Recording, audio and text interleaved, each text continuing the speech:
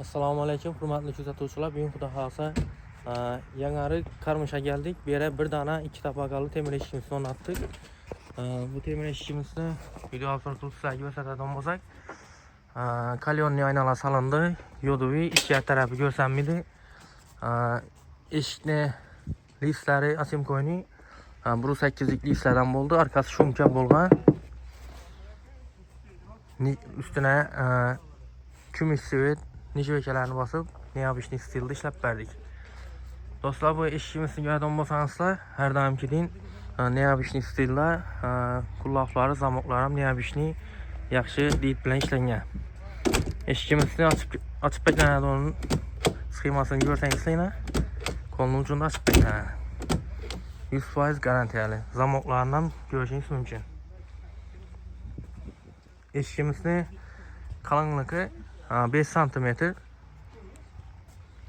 Duaynoy zamoqlarni ham o'rnatdik. Kalyonli shisha bilan steklolarni ham solib berdik. Ichkari tarafini ko'rsak, yana ichkari taraflarni ham chiroylatib, uголокlar bilan akkuratlantirib, aynalarni ham joylashtirib qo'yibmiz. Ustanovkasini o'zimiz qilib berdik. Pena hamma narsasi xizmatlar o'zimizdan ko'rishingiz mumkin. Tashqari aynadan tashqari taraf ko'rsanmaydi, ichkari ham ko'rsanmaydi. Zamoqlarni ham ko'raversizlar. Yaxshi zamoqlardan, zamokimizning uzunda zashokalar ham bor. Eshigimizni paroxi shuyler bo'ldi.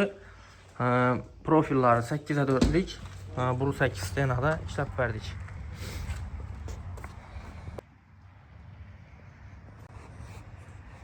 Hurmatli mijozlar, yana ko'rishingiz mumkin, bizlarning eshiklarimizda o'zimizning brendlar ham joylashtirilgan bo'ladi. Xudo xolasa garantiyalar bilan o'rnatib beramiz. Kimga shunday xizmatlar keraksa, xudo xolasa bog'lanaversa telefon raqamlarini qo'yamiz.